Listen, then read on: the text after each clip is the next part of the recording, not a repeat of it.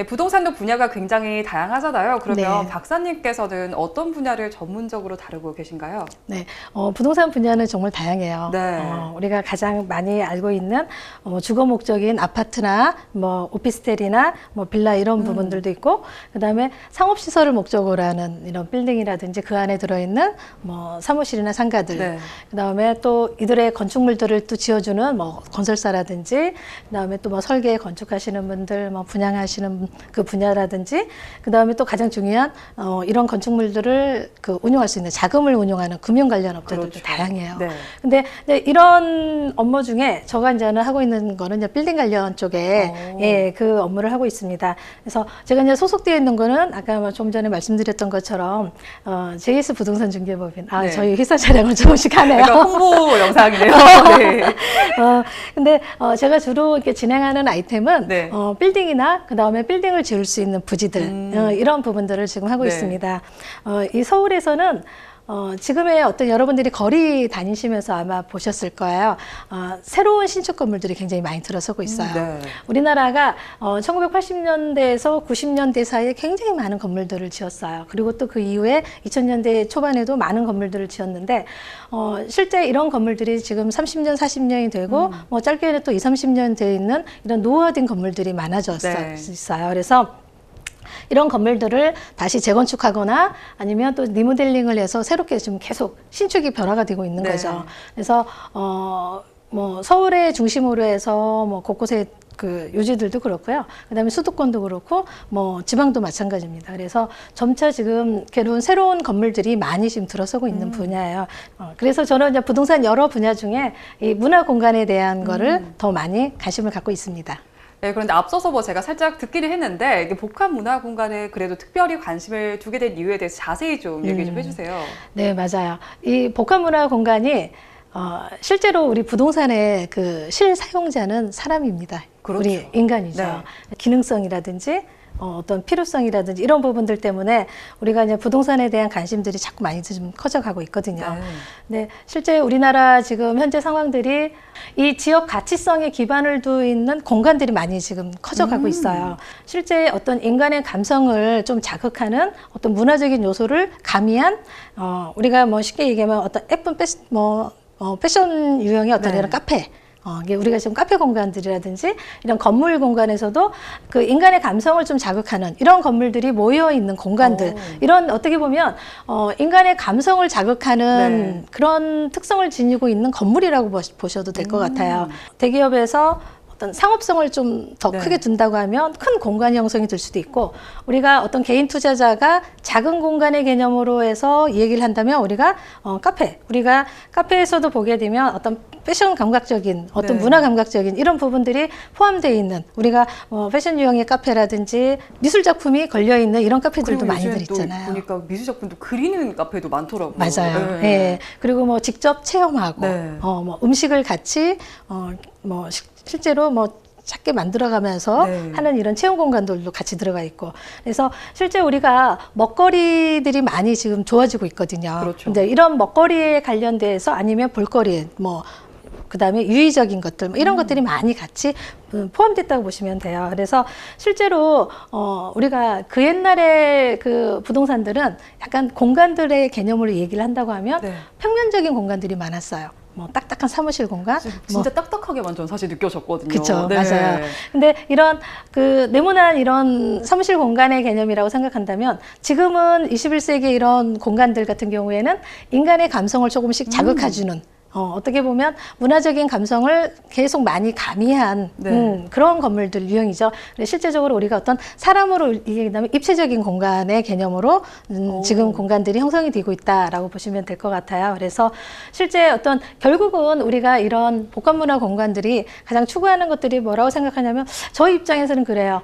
이런 복합문화 공간에 가게 되면 사람들이 즐겁고 어떤 기쁨이 되고 그다음에 실제적으로 내가 거기에서 약간 만족감도 형성이 되는 거죠. 네. 결국은 어떤 사람이 행복감을 느낀다라는 거죠.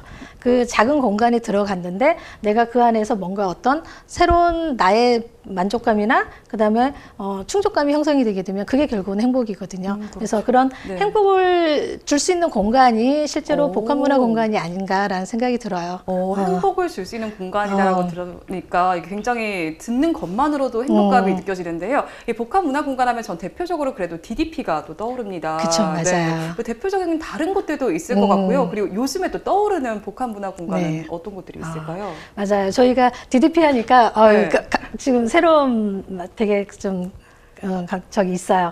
제가 패션을 전공할 때 그렇죠. 예, 많이 가셨을 것 같아요. 그럼요. 저희 네.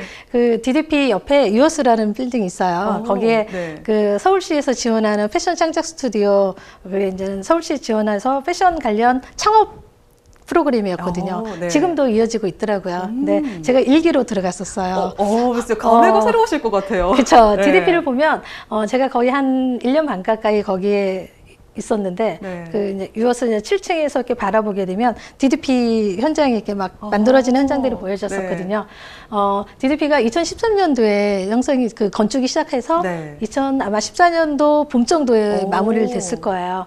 근데 그 1년 동안 건축하는 그 상황도 많이 봤고 그 다음에 실제적으로 그 동대문 디자인 플라자에 대한 관심도가 패셔닝들한테는 굉장히 컸어요. 그렇겠죠. 예. 네.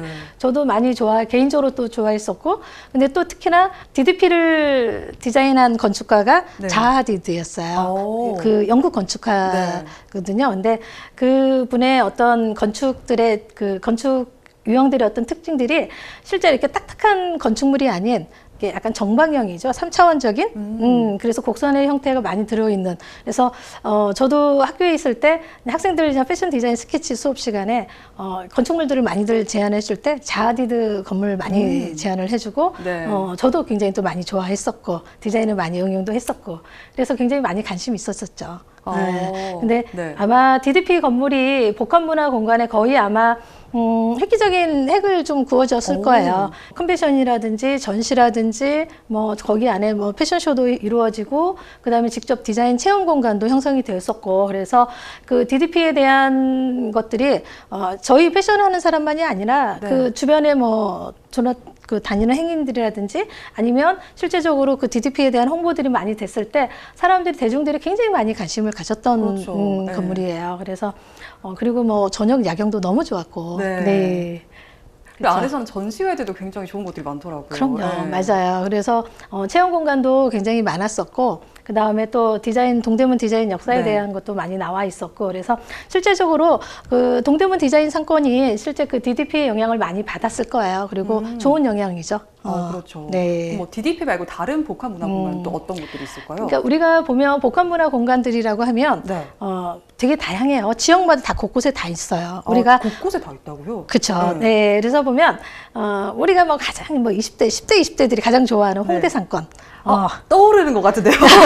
어딘지 알 것 같아요. 예. 네. 홍대 상권에도 우리가 뭐 가장 흔하게 우리 그냥 부동산 하시는 분들은 얘기를 많이 해요. 네. KTNG의 그 상상마당을 네. 중심으로 해서 계속 사람들이 클럽이나 음악이나 뭐 여러 요소들이 같이 어울려져 있는 네. 그리고 사람들이 또 가장 또 중요한 게 거기 사람이거든요. 당연하죠. 그렇죠. 그래서 사람들이 모여들면서 같이 이게 다 어울려지는 거예요. 네. 그래서 우리가 평일에 갔을 때하고 주말에 갔을 때하고 너무 달라요. 맞아요. 분위기 확 다르죠. 그렇죠. 네. 많이 달라요. 그래서 실제로 평일에는 조금 인적이 조금 한산하죠. 네. 근데 주말에 갔을 경우에는 사람들이 그 안에서 어울려지거든요. 그 공간 안에서. 그렇게 되면 실제 우리가 인간의 어떤 감성적인 부분들이 훨씬 더 가까이 오는 거죠. 네. 그래서 이런 홍대 상권들이 더 많이 활성화돼 있었고, 물론 뭐 홍대 상권이 우리가 20대 때 뭐 20년, 30년 전에도 그렇죠. 많은 상권들이 있었어요. 대학 네. 상권도 있었고. 근데 이제 이런 대학 상권들 개념에서도 지금의 어떤 이런 감성들, 네. 그 다음에 또 현대사회는 또 많이 변했잖아요. 네. 변했으면서 굉장히 빠르게 지나가는 이런 부분들에서 홍대 상권도 형성이 됐었고, 이게 고전적인 거하고 현대적인 네. 게 같이 믹스되어 있는 뭐 인사동이라든지. 인사동도 많네요. 네, 많죠. 네. 예. 뭐 북촌 쪽에도 한옥마을 형성도 돼 있었고, 그다음에 서촌도 지금 많이 변화가 되고 있고요. 네. 뭐 카페도 많이 생기고, 뭐 음식 문화들도 거기 많이 지금 들어와 있고, 네. 실제로 어떤 관광 그 뭐랄까요? 그 여행 상품으로도 서촌 쪽이 많이 관광 문화 특구 약간 이런 네, 느낌이죠. 예, 그런 부분도 지금 들어 있고요. 그 다음에 또 우리가 가장 또 이 부동산에서 많이 변화가 온 거가 또 성수동이에요. 맞아요. 요즘 성수동이 그렇게 그쵸? 핫하더라고요. 네, 맞아요. 실제로 성수동은 그 옛날 중공업 지역의 네. 공장지대였어요. 맞아요. 공장 처음에 용지. 거기 성수동이 예. 카페 거리가 저도 유명하다고 해서 갔을 때는 그땐 여기가 카페 거리인지 공장인지 약간 예. 그랬는데 지금은 꽤 많이 다르더라고요. 맞아요. 예. 그러니까 대림창고 쪽을 주변으로 보게 되면 네. 그 옛날에 처음에 초창기에는 대림창고로 가게 되면 밤에는 굉장히 정말 카페 분위기가 그렇죠. 들죠. 그리고 네. 여기가 정말 새로운 패션 거리가 지금 가고 있구나라고 네. 생각하면 낮에 가서 보면 아니거든요. 요즘 말로 힙하다 이렇게 그쵸, 말하죠. 그쵸. 네. 예. 그게 아니라 결국은 창고를 그대로 활용한다든지 네. 아니면 뭐 그 옛날 공장 건물을 그대로 사용한다든지. 그래서 지금 성수동 같은 경우에는 실제로 건물 가치가 더 있는 것들이 그 옛날 창고나 형태나 아니면 공장의 형태들을 그렇죠. 계속 유지하고 예. 있는 이런 건물들이 더 많은 특색을 좀 누리고 있어요. 그리고 또 기존에 이제 패션 관련 쪽에서는 패션 잡화 쪽이 많이 또 이제 거리는 좀 달라요. 거리를 우리 통로를 지나서 이제 건너편 쪽이 이제 구두 잡화 거리들이 네. 이제 그 옛날 특화 구역으로 많이 있었고 지금은 이제 이쪽에 공장지대 쪽이 더 많이 좀 핫하죠. 실제로 우리가 그렇죠. 예. 이태원 쪽 많이들 얘기하죠. 빼놓을 수가 없죠. 그렇죠. 네. 맞아요. 이태원 상권 같은 경우에는 네. 좀 많이 좀 다운이 됐죠. 우리가 그 외국 문화에 대한 느낌이 네. 있잖아요. 그렇죠? 근데 그 기존에는 경리단길이 가장 핫했었는데 지금은 어떤 베트남 상권을 끼고 있는 키론길, 네. 그 길이 조금 더 많이 인파들이 조금 더 많이 있고요. 네. 그 다음에 또 뭐 이슬람 문화권이 뒤에 있는 사원조 쪽으로도 거기도 진짜 신기했어요. 네. 그래서 그 밑에 쪽으로 쭉 내려오다 보면 네. 패션 거리들도 많이 있어요. 네. 예. 그래서 이태원도 복합문화 공간들이 곳곳에 좀 많이 지금 있는 곳 중에 하나라고 보시면 되고, 그 다음에 또 우리가 지역마다 뭐 을지로 쪽도 다시 살아나고 있고요. 막 힙지로로 또 유명하죠. 네, 요즘에. 맞아요. 예. 그래서 그 옛날에 뭐 골뱅이하고 호프하고 같이 먹었던 이런 부분들도 그대로 좀 살아나고 있고. 그 옛날에는 좀 낙후되어 있던 네. 뭐 가리봉동이나 대림동이나 그 다음에 중간 뭐 지역들 중에서 조금씩 살아나고 있어요. 결국은 뭐냐면 어떤 이국적인 문화들이 그 베트남 문화나 이슬람 문화나 중국 문화권들이 다 같이 혼합돼서 가고 있는 들이에요. 그래서 그런 쪽에서도 작은 북한 문화 공간, 그러니까 실제로 큰 공간적인 것보다는 작은 공간들이 조금 계속 지역적으로 생겨나고 있는 거라고 있다고 볼 수 있을 것 같아요. 이렇게 쭉 다 들어보니까요. 저희가 지나다니는 모든 길에는 북한 문화 공간이 있었던 것 같습니다. 이번 시간에는 부동산의 문화를 한 방울 더한 북한 문화 공간에 대해서 알아봤습니다.